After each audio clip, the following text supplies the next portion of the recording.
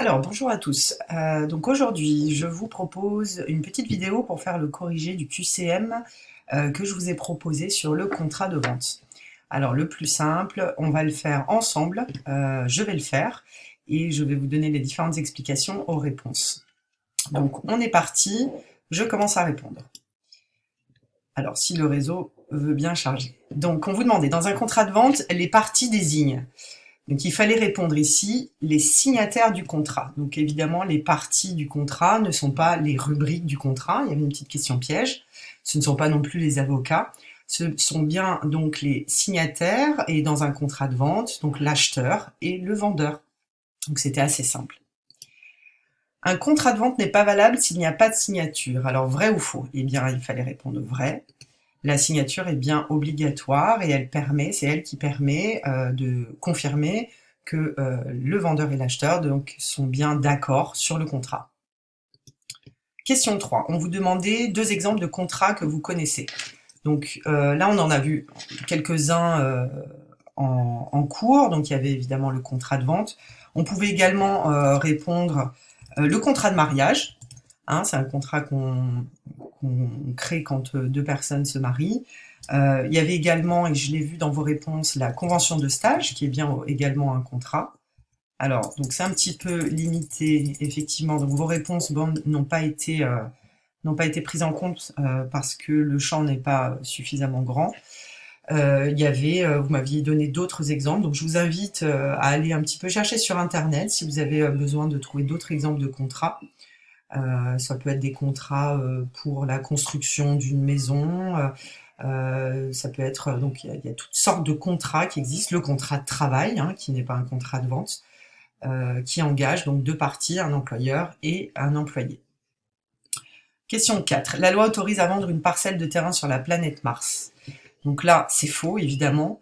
Donc souvenez-vous, on avait vu dans le contrat de vente qu'un contrat devait être licite et possible, réalisable. Donc là, acheter un terrain sur la planète Mars, ça ne l'est pas. Donc il fallait répondre faux. Question 5. Citer une obligation de l'acheteur dans un contrat de vente. Donc dans un contrat de vente, l'acheteur et le vendeur ont tous les deux des obligations à respecter. D'accord. Parmi les obligations de l'acheteur, il y en a une qui est relativement simple, c'est payer le produit qui est acheté. Une autre obligation de l'acheteur, on l'avait vu en cours, ça peut être également prendre livraison de la marchandise. Ça, c'est important parce que on avait vu un exemple avec une guitare qui était conçue sur mesure pour un acheteur. Il a demandé donc à fabriquer cette guitare, il est obligé de prendre livraison de la marchandise. D'accord. Donc là encore, j'ai vu vos réponses, il y avait quelques petites erreurs, mais globalement, voilà, je vous invite à re-regarder dans le TP les obligations de l'acheteur. Question 6. Il existe des lois qui protègent les consommateurs dans le cadre de la vente. Donc quand on dit les consommateurs ici, ce sont bien donc les personnes qui achètent les marchandises. Et effectivement, il fallait répondre vrai, il y a des lois qui protègent les consommateurs et qui empêchent les vendeurs de faire un petit peu ce qu'ils veulent. Hein, d'accord. Qu'est-ce que le délai de rétractation? Donc là, le délai de rétractation, c'était évidemment, il fallait répondre, le délai pendant lequel un client peut changer d'avis sur un achat. Donc souvenez-vous, il est généralement de 7 jours à compter de la réception de la marchandise. On peut, et on a le droit, dans le droit français, de se rétracter pour un crédit conso, pour une marchandise qu'on achète. Donc on a le droit de changer d'avis. Parfois, ce délai de rétractation, il est réduit à 0, notamment lorsqu'on achète des services sur Internet que l'on va utiliser tout de suite. Hein, par exemple, si vous achetez une vidéo sur Internet d'un film, vous acceptez de renoncer à votre délai de rétractation pour pouvoir utiliser le produit tout de suite. Mais il existe bien dans la loi qui protège les consommateurs. Grâce à la loi, le consommateur dispose d'1 an pour changer d'avis lorsqu'il achète sur Internet. Vrai ou faux? Alors là, il fallait répondre faux, et vous l'avez quasiment tous trouvé, je crois. Évidemment, je viens de le dire, généralement ce délai est de 7 jours, donc c'est pas 1 an. On a un délai beaucoup plus simple, et heureusement, parce que sinon, les vendeurs devraient attendre 1 an avant de pouvoir s'assurer que la vente qu'ils ont effectuée a bien été prise en compte dans leur comptabilité. Question 9. À quoi sert le délai de rétractation? Donc le délai de rétractation, il a 2 objectifs. Le premier, c'est d'éviter les ventes forcées.